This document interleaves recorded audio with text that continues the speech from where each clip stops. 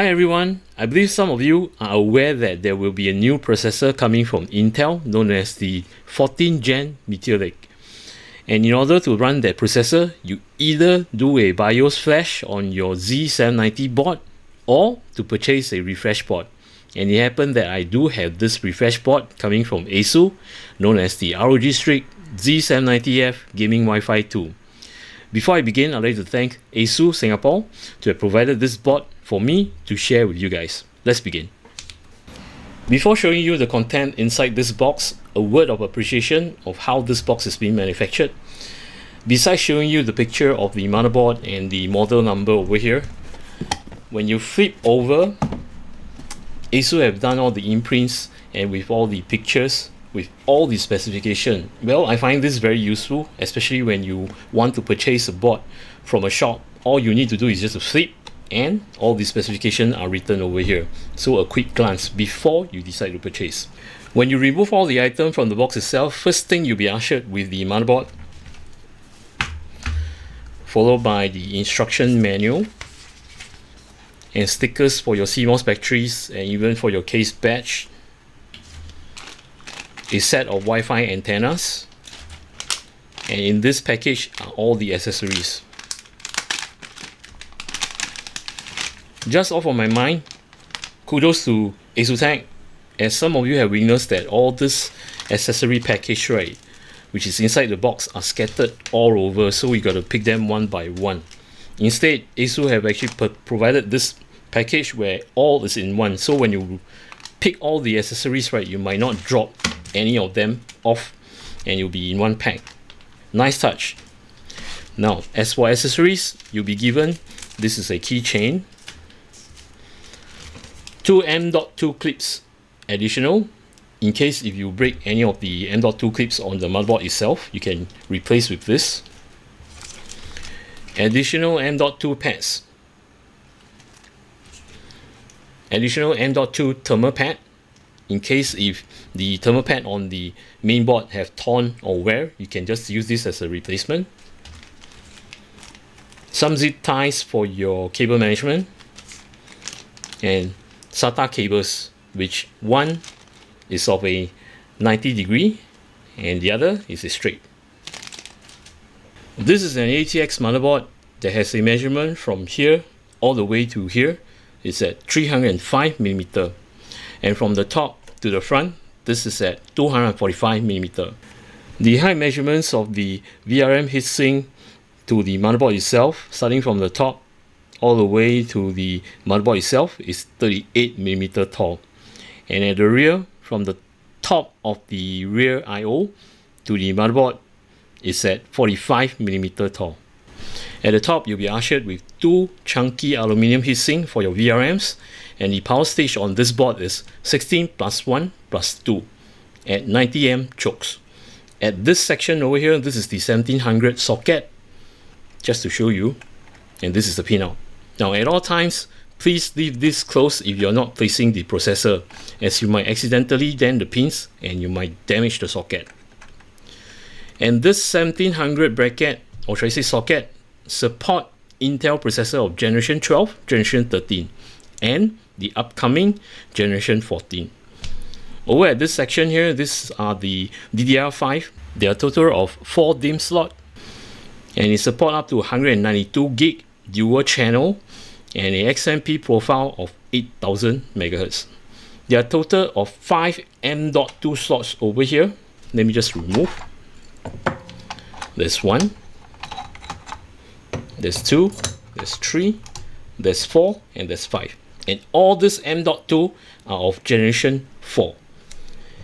And all this M.2 slot comes with the armor shield, where underneath there are thermal pads. This is for you to have contact with your M.2 and to absorb the heat off from your M.2 to all this armor shield. And these are all aluminum. Now, besides this, right, when you remove off the armor shield, this is where you remove with the screws. These are all captive, so you will not lose the screw at all. Besides this, when you slot the M.2s, for example, I slot this in, each will have a catch. See, I mean the clip. As you can see, there are a total of 1, 2, 3, 4 and 5 over here. So it's toolless. Now on the top slot itself, where you see there's another thermal pad over here, in the event if your M.2 are of double-sided, this is double-sided, this is single-sided. So if you have double-sided M.2s, you can place it over here, where you can peel off this thermal pad where it contacts the bottom of the M.2 and to absorb the heat. And beneath this thermal pad, right, there is another aluminium strip over here where you absorb the heat off from your M.2. Now on the PCIe lane itself, there are a total of 3. The top lane is generation 5, which is PCIe 5.0 that runs on X16. Followed by this is a Gen 3 which run on X1. And at the bottom, this is a generation 4 which run on X4. Additional info for the top PCIe 5.0 slot and this M.2 slot is being controlled by your processor. Else the rest of the PCIe lanes over here, or should I say the PCIe slot and the M.2s are controlled by your Z790 chipset over here. This design I like very much, coming from ASUS. Most PC builders will know that when you plug a graphic card on a PCIe slot, in order to remove the graphic card, you will need to stick your finger at the front to push the latch down to unlock before you can remove the graphic card. ASUS have a different approach, whereby assuming your graphic card is in the slot itself and the latch is at lock position, to unlock this latch, all is needed is just to press this button over here. See, it moves. This is unlock position, and you'll be able to take out your graphic card easily. Next, I'd like to talk about the connection point at the bottom, whereby on my left, this is the audio port for your front I/O that is having the microphone jack and the speaker jack. Next will be the T sensor. Now it's optional, you can purchase a sensor that has a 2-pin plug. Plug this to this port over here, and on the sensor part, depending on where you touch on the motherboard itself, let's say for example you want to read the temperature reading on the M.2, so you just touch on the M.2. Or if you want to know the readings on the Z790 chipset on the temperature, you can just touch the Z790 chipset or any of the parts that you wish to detect the temperature. Next will be the 4-pin PWM fan header, followed by two 5-volt 3-pin ARGB connector. This is the Thunderbolt port. Now this is optional. If you purchase a Thunderbolt port to be connected, you connect the cable over at this port, and in order to make use of the Thunderbolt port, you will need to go to your UEFI to enable this port before you can use the Thunderbolt. Next over here, which most of us will not be using, this is for advanced user, whereby you have a device to connect to this, known as the COM debug port. So that device can diagnose the whole system that is running and finding out issues that can be rectified by the advanced user. Next, you will be ushered with two USB port, which is version 2.0. Additional 3 4-pin PWM fan connectors, and this port over here, I wouldn't know what this is. I've checked throughout, so I will skip this. Now at the front header over here, this is meant for you to connect your power switch, your reset switch, your power LED and your hard disk LED. And right at the front over here, right, if you have a internal speaker that does the beep when you have error, you can connect to here. If not, you can just leave it. Moving to the front, you'll be ushered with 4 SATA cable, or should I say 4 SATA port. Sorry about this. This is meant for you to connect your 2.5 to 3.5 inch hard disk.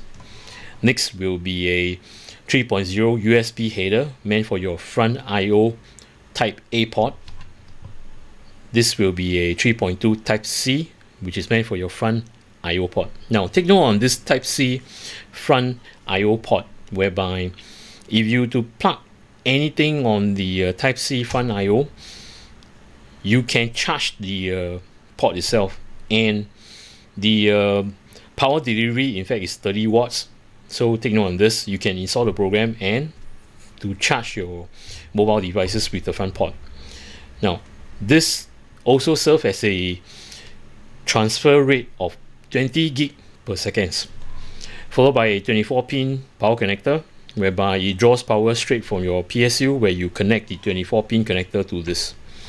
Now a start switch. Now this is useful when you do a open bench test on the motherboard itself, whereby some of us will know that in order, let's say you have plugged in all the components and you want to start the system in an open bench, but you have not plugged the power switch and you need to short it. Instead of shorting it to power up the system, you can just press this start button.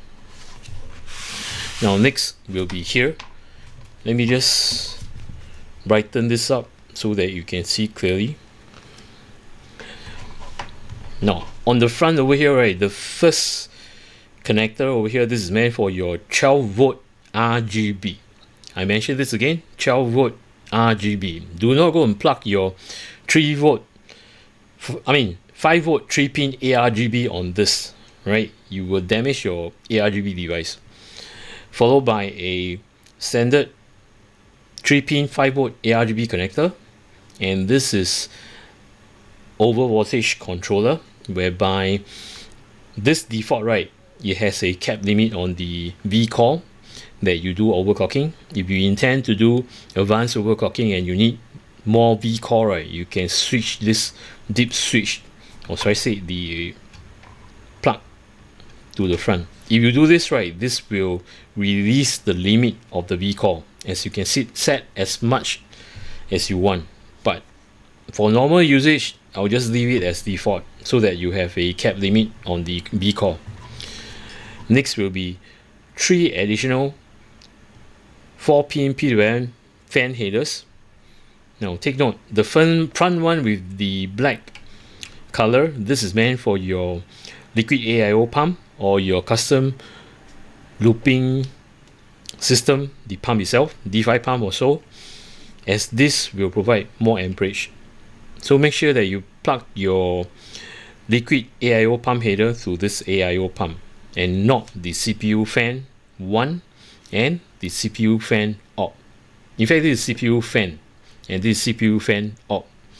Now take note on the CPU fan and the CPU fan op, whereby if you are using only a push configuration on the liquid AIO, right, you can just plug to this CPU fan header. Else, if you are doing a push-pull configuration, you have one set of fans doing the pull to be plugged here and the push to be on the CPU op. And take note that when you configure the PWM fan curve on the CPU fan, the CPU op will follow. So you don't have to have two different settings if you do the push-pull configuration of a liquid AIO. Followed by, you have two EPS 8-pin connector. At all times, for normal usage, just plug one will do, and this will supply the power to your processor, your VRMs and such. And if you are doing extreme overclocking, like the liquid nitrogen overclocking to the extreme, and you need more power, then plug the second EPS cable. So you plug both in order for you to do the extreme overclocking. But at all times, as mentioned, plug only one and it will work. On the interior of the motherboard itself, between the M.2 armor shield and the VRM shield at the side, there is this another 4-pin PWM fan header. At the rear, you'll be ushered with a DP port, a clear CMOS button, a BIOS flashback button, and a HDMI port. Now, for the DP and the HDMI port, you can go up to 4K and 60Hz if your processor has an integrated graphic card, which it has, followed by total of 12 USB type A port, where on the black, these are the USB 2, and on the blue, which is USB 3 Gen 1 and has a transfer rate of 5 gig per second. Now, on the red USB Type A port, these are Gen 2, which has a 10 gigabits per second transfer rate. And as for the Type C, there are two. On my left, this transfer rate is at 20 gig per second. Also on the right, this is 10 gig per second. And at the top is a 2.5 gigabyte Ethernet.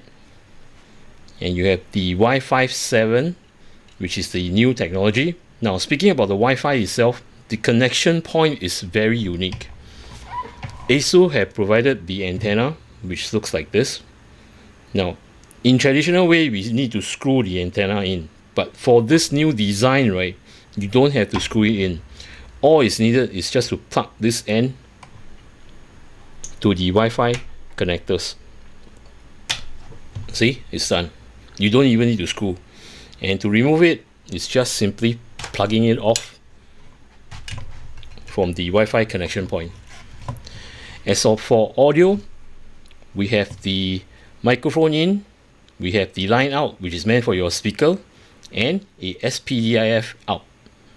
Taking a closer look at the antenna itself, you can just leave it up. It doesn't swivel, you only have one motion. And as mentioned, the connection point, right, is very unique. As and when you plug it in and to remove off from the antenna point, fast release. I like this function a lot. Now, as for the antenna itself, right, it is magnetic. See, it will just stick in place. Good function. Now, when I turn over the motherboard itself, this is how it looks like with the imprint of the ROG logo and such. It is also worth mentioning about the fan headers on their position itself and the ARGB connectors. First of all, at the top, as you can see over here.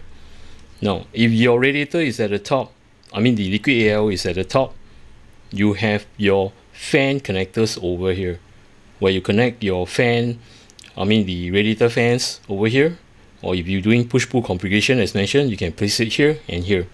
And for the liquid AIO pump itself, right, you can just connect it over here. And as for the front fan, case fan itself, you can simply plug either of these connectors over here. And for the bottom, same thing, either of this or even in the rear over here. Now, for the rear fan, it's even better. You don't have to route the rear fan to the bottom section. Instead, you can just tuck the cables underneath this armor shield, right, which is hidden, and to plug on the header over here, which is very good.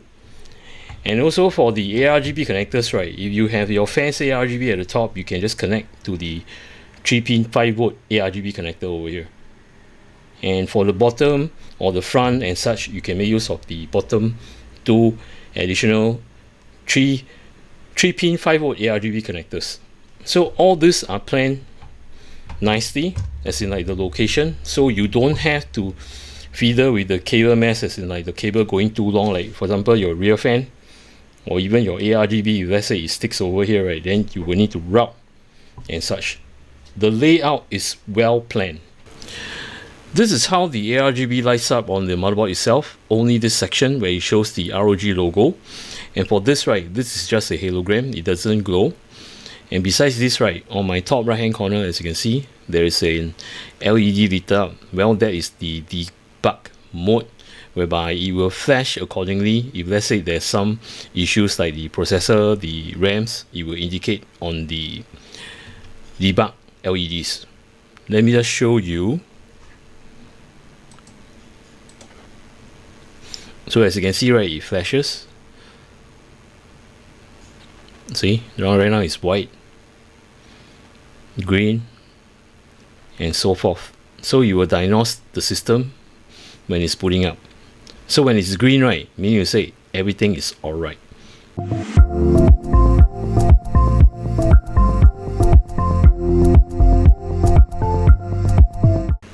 This is how the UEFI looks like when I boot up the system, and this is on the easy mode. on this dashboard itself, what you will see on my left will be all the information on the processor that you're using, the memory 6 that you're using, and on my center here, this will tell you the core voltage that is using, and the motherboard temperature and the CPU temperature, which is live. Then the storage information, as I've not plugged into any storage, things like your M.2 or your 2.5 inch or 3.5 inch hard disk, it will be listed over here. And towards here, this is where you can set your XMP profile to enable. See, and say enables automatically. I'll set this to disable, as I need to show you the advanced mode later. And under the XMP profile, you will have the fan profile. Whatever fans you've connected to all the headers, it will list the RPM over here. And in easy mode, to control the fans or to manual tweak the fan curve, you can click on Q fan control, and these are the listed header.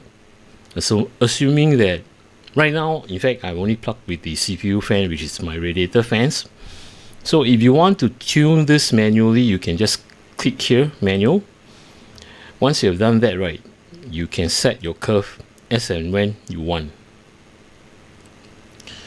Right, I'm just going to go back to standard. Now, when you apply the fan curve itself, right, I mean your decoration on the fan curve, make sure you set on apply so that it will remember what you have set. And of course, you can set the mode DC or PWM. Most of the time will be PWM when you set your fan curve. Now let me just set back to standard and to escape this. Next will be on this AI overclocking. Now before you do anything on the overclocking, I would advise you to click on the AI OC guide, which ASUS have implemented on this board itself. When you click on it, right, it will show you all the description whereby you will read through and understand what this AI overclocking is about. Now I'll just give you an overall hint. When you enable the AI overclocking, this will let the system determine how much the processor can pump up based on the fact on your cooling, and also it will auto adjust all the for example the vcall and such, and you optimize to the max when you're loading games or maybe playing, or maybe doing work or doing 3D rendering. These are all the things that ASUS have actually done, as in like everything will be on AI. It will determine for you instead of having to play it manually. But of course, if you are feeling challenging, you can do the manual tweaks. So as I mentioned, you can go through all this. You can pause and read if you want to. So it will show you how to achieve a better clock speed and what are the things you need to do. Things like stress tests and such. And you tell you about the features and such. And to follow certain criteria for extreme tweaking. These are things that they will prompt you and such. So once you're comfortable with it, right, you can just enable this by clicking this. So when you enable, which I've already done, and this profile over here, right, you can either switch to all optimize, meaning to say let the system detect how much performance that your processor can go depending on the bin and depending on the cooling that I mentioned to you. And as and when, right, if you find that the system is unstable, you can reboot, come back to the UEFI and set it back to normal. So this is what it's all about on the AI overclocking. Now besides this, right, if I were to toggle, okay, before I toggle to the advanced mode, at the top section over here, you can definitely set your time date and to set the language that you wanted. Okay, right now it's at English. Now I've gone through this. Now for search, right, for example, you need to know certain things like you want to find maybe fans, okay? Then you list down like this, so that you don't have to manually click and click and click just to go to the section that you wanted.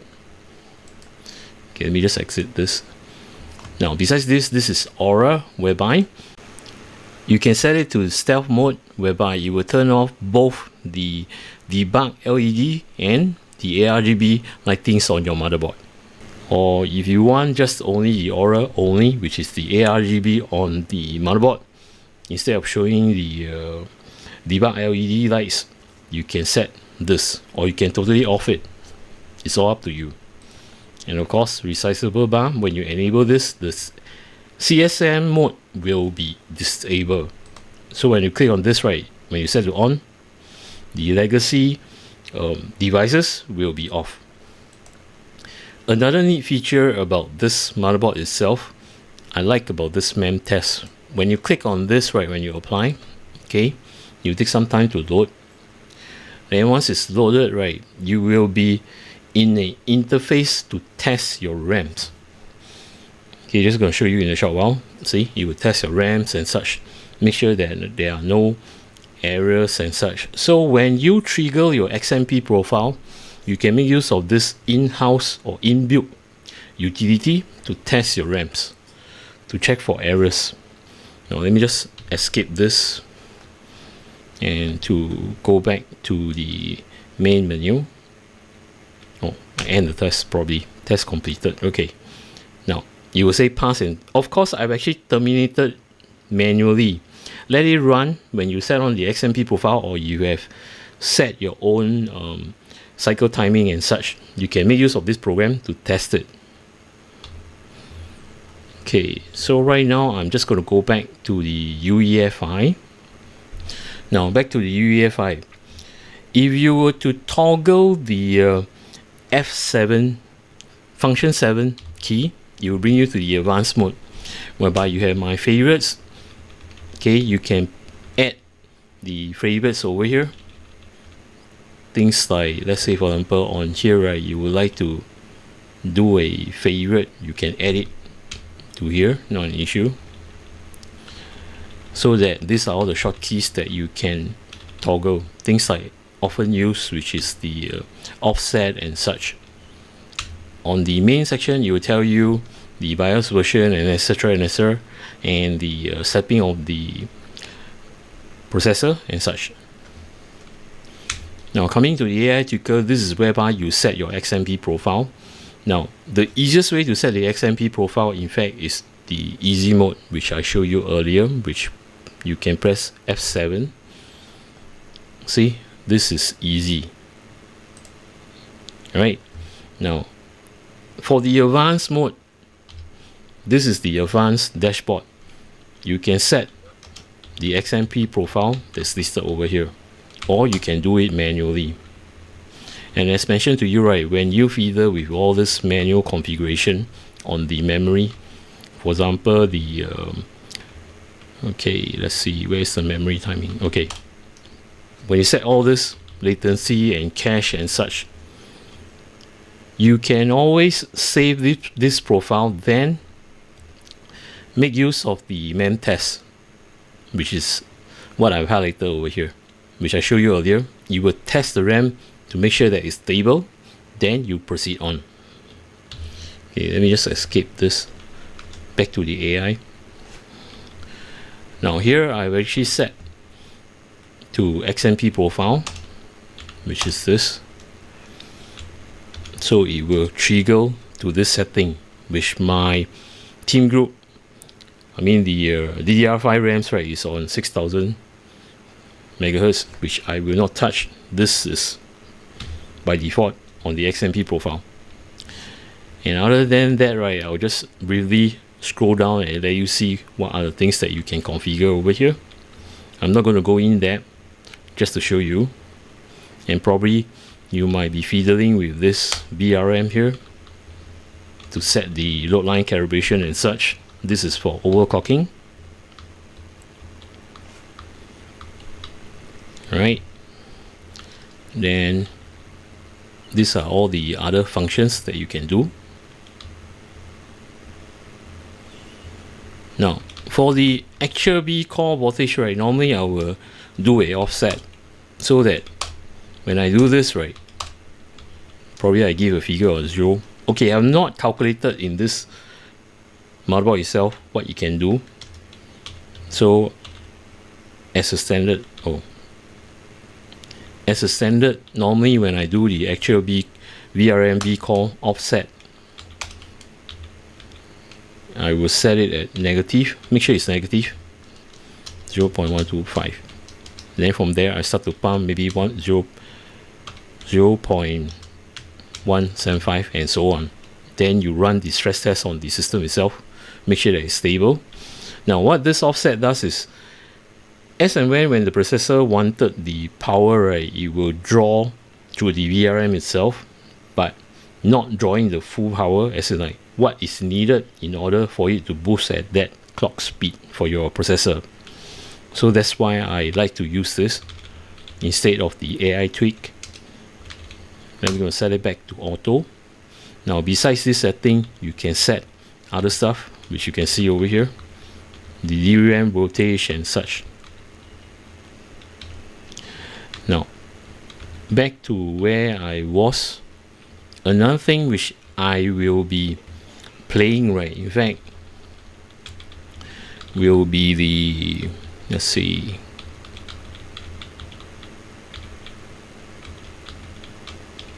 internal CPU power.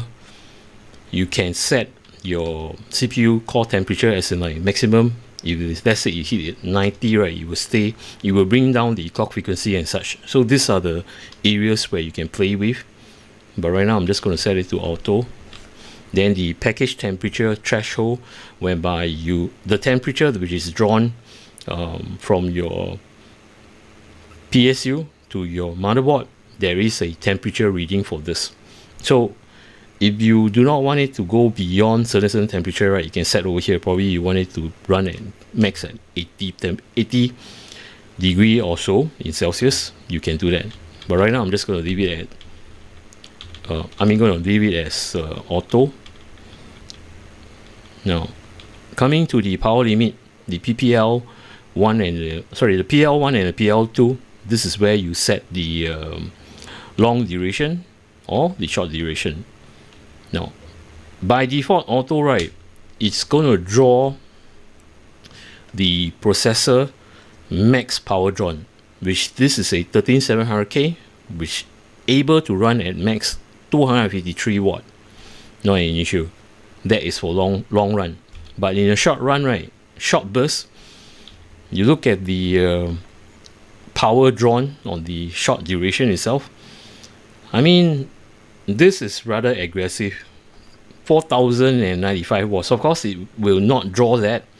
The system itself, I mean the motherboard will still determine that how much the processor can take, so it will just draw. For example, let's say your 13700K, right, can go up and to sustain at a very good clock speed for probably about 5.8 turbo boost at a short run, and drawing at a power wattage of 350 or maybe 400. So this will draw, but I would advise not to leave this short duration package limit to that high.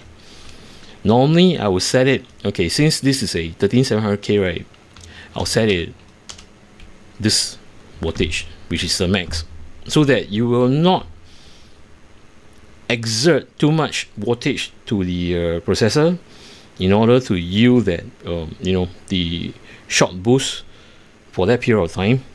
And imagine that it keeps on drawing max wattage, right, it might damage your processor.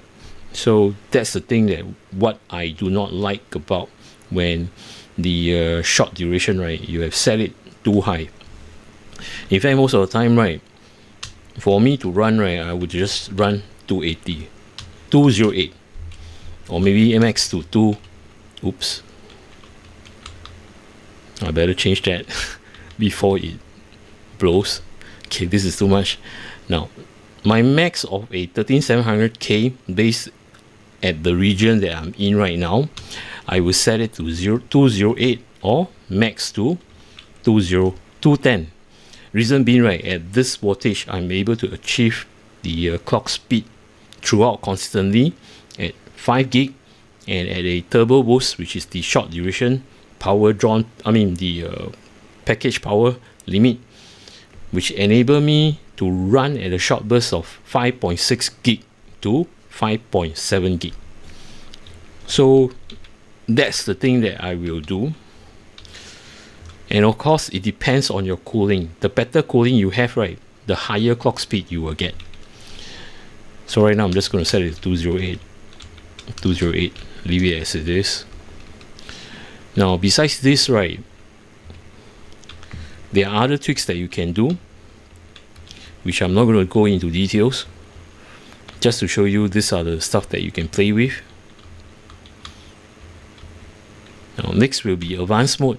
Now advanced mode, there are tons of things that you can see. Let me just show you the measurement on the ASPM. Now for ASPM itself, right, if you are using a Intel Arc 750 or 770, this will be very useful. There are certain settings that you will probably need to find out. Now especially for this DMI link ASPM control, let me just give you a hint.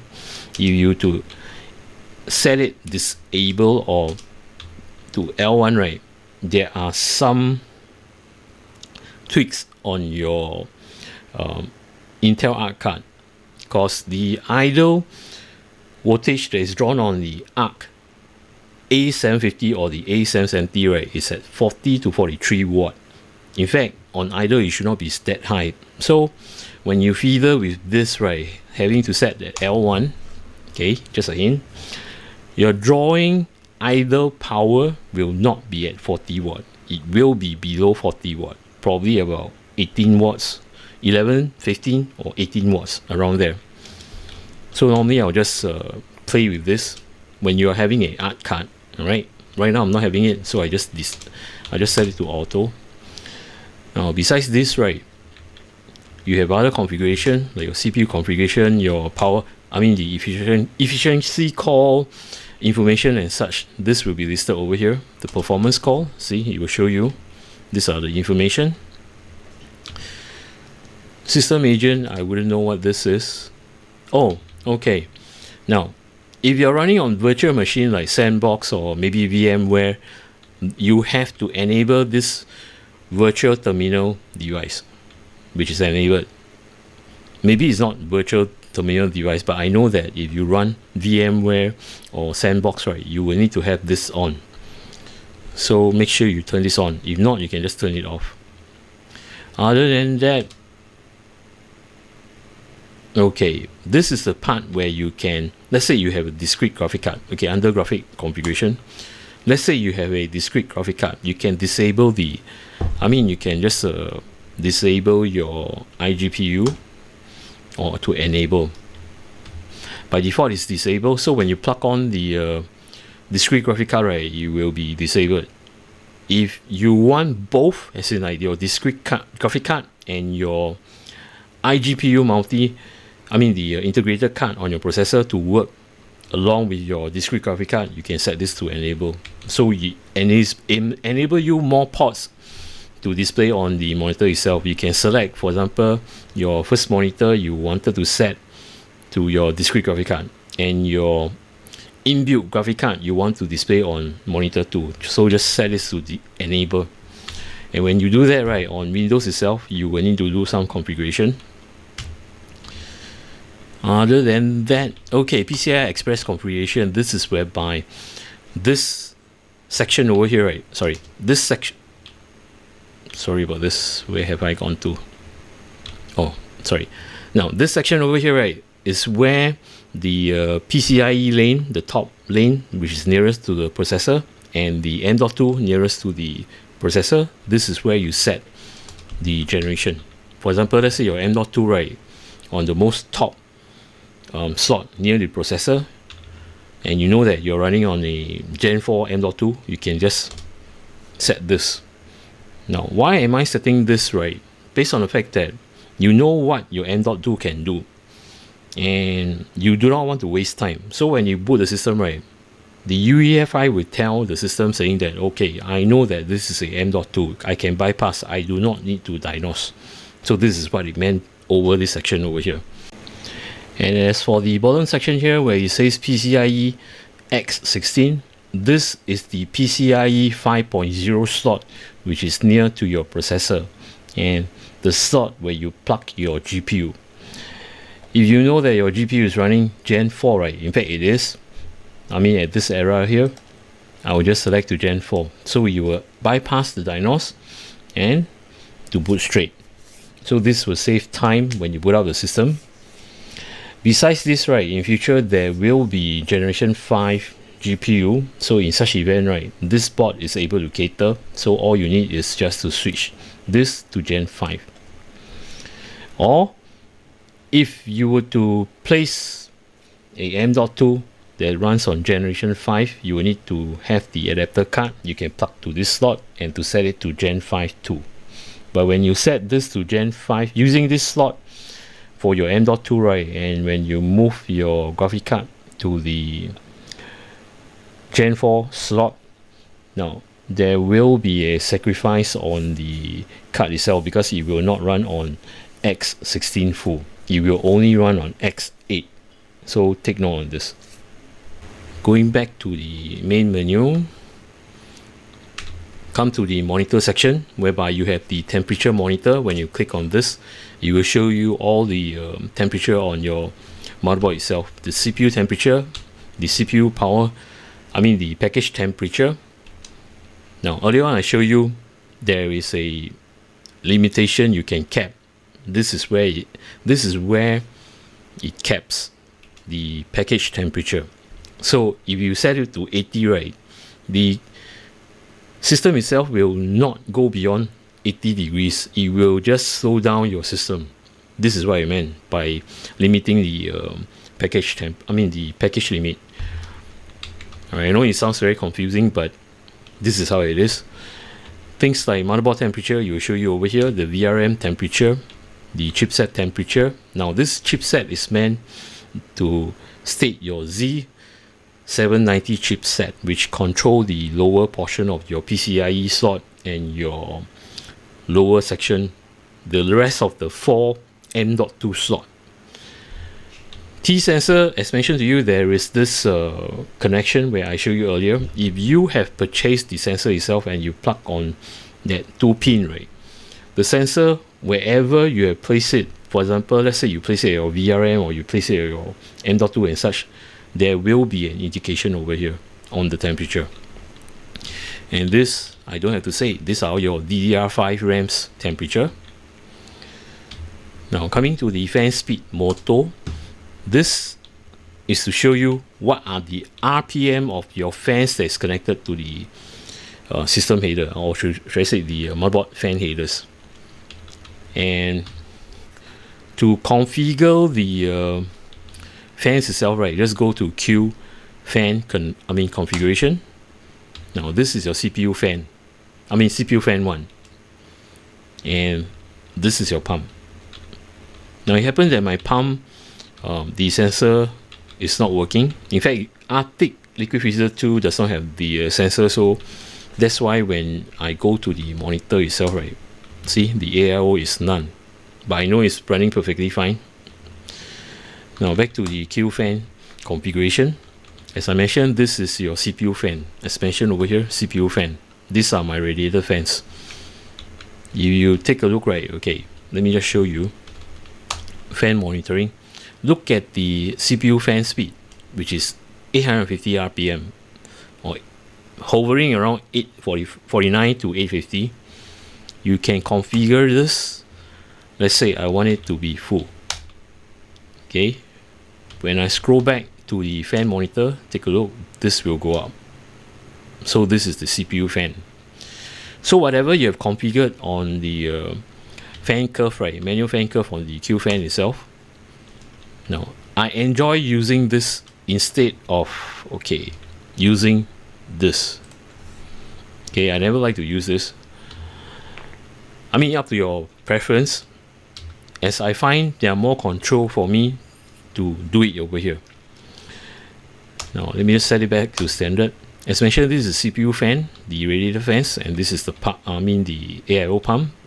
And make sure you plug the AIO pump to this AIO pump header. The rest will be all the chassis fans, as you can see, chassis 1, chassis 2, chassis 3, and so on. This is where all the rest of the fan headers are. Alright, besides this, now this, you wouldn't have this unless you have a case that have a pin that connects to the motherboard itself. But I don't see this chassis intrusion detect support pin on the motherboard itself, so I find it weird. Anyway, it doesn't matter.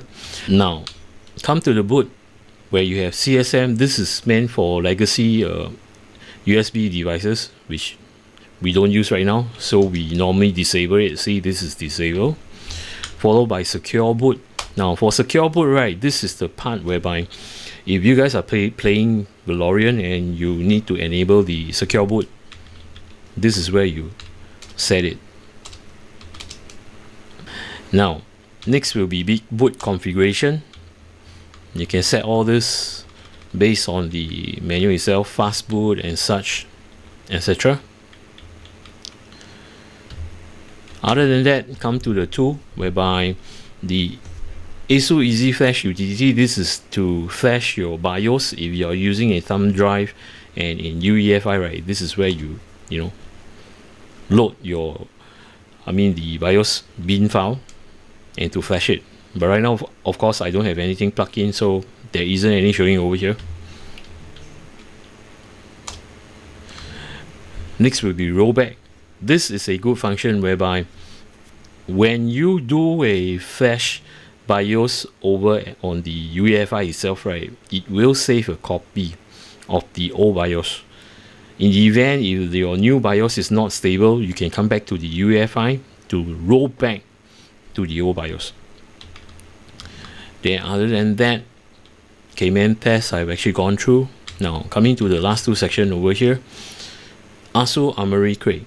Now you know that you need to manually install when you install Windows, right, to have all these utilities like the fan control and such. If you were to have this enabled, okay, so when you install a fresh window on your M.2, once it boot up, right, it will automatically install this Armoury Crate application for you. So you don't have to go to the browser or go to the ASUS website to look for this Armoury Crate and to install it. Besides this, if you want any my ASUS services, you can also set this to enable, especially when you have ASUS storage, the cloud drive, and you need to access to the folders and such. You can set it to enable. It will install the respective application for you, which is the iCloud, and you can just use it. You don't have to search on the website itself. Now on the exit, load optimize default, I don't have to talk about this. This is whereby you have done all the settings but you don't want to have that setting. You can just load and to optimize the default. Save changes and reset, I don't have to say. Discard changes and exit, I don't have to mention about this. My experience with this refresh board coming from ASUS known as the ROG Strix Z790-F gaming Wi-Fi 2 is good. The first impression when I take this out from the box itself, I am enchanted with the design. In fact, I'm so drawn to the stealth black design with subtle highlights like the logo, the Strix, and the logo over here. It's not been overdosed. As compared to some other boards, right, they have all the branding all over the board, which I do not like. And best part of all, the ARGB effect is only located at the top left hand corner where it pops this logo. It shines, and it's very prominent feature where it just captures your attention. As some of the motherboards, they have done overdose of ARGB, which I do not like, where they have the logo, they have the the armor shielding with all the ARGB effects, undergrowth and such, which makes the whole board looks very cluttered. So with this elegant look, right, I'm happy on how this is look, and based on the fact if I were to purchase this board, I have no issue with the design. Besides the design, I like the layout of the fan headers that's located on this board itself, be the top, the front, the bottom, and the rear. All the cables are within reach. Especially on the rear, I love it so much. In fact, I like motherboard design that have this fan connector over here, where your rear fan don't have to stretch your cable all the way to the bottom, which to me is a nuisance. So having a short distance plus a bonus point, making use of this armor shield, right? You can just tuck the cable beneath the armor shield, conceal the cable, and to connect the connector over here. So it makes the build very clean. Besides this, there are more than enough M.2s for storage. There are a total of 5 M.2s over here.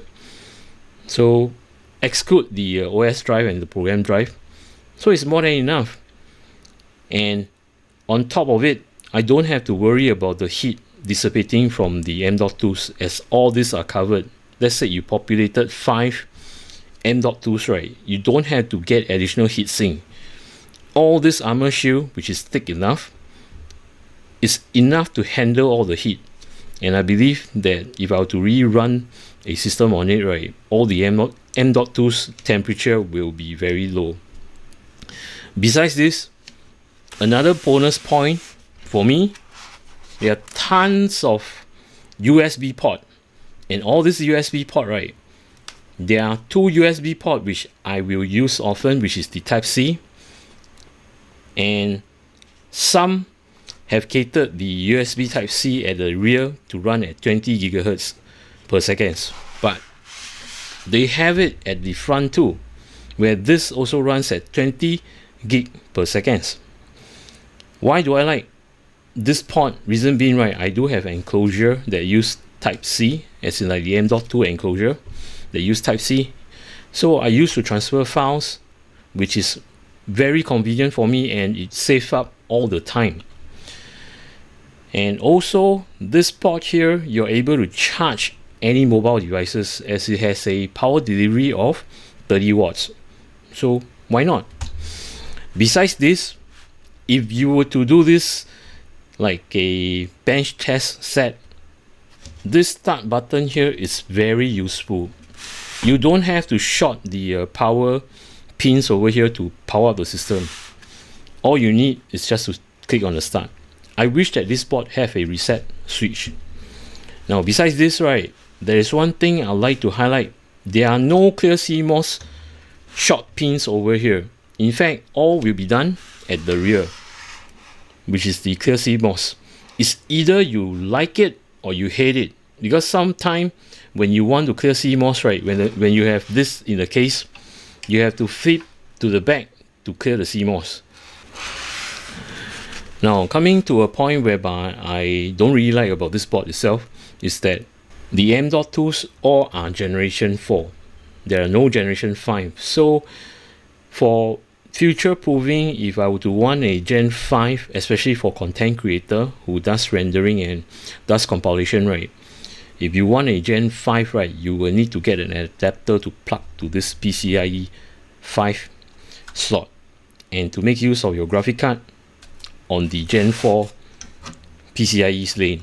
And this will not run at full 16 speed. It will be running at 8x. Though it's not a big deal, but I'm just saying that, you know, it will be great that if the top M.2 slot is catered for generation 5, and the rest M.2 generation 4, not a problem, because it's like mainly for storage and cache drive. Alright, with this said, I hope you guys have enjoyed what I've shared with you, and I'd like to thank ASUS Singapore to have provided this board for me to share with you guys. For those of you who are actually new to my channel, welcome to my channel. If you like my content, do remember to subscribe and to click on the notification bell button. Till then, take care, goodbye, see ya.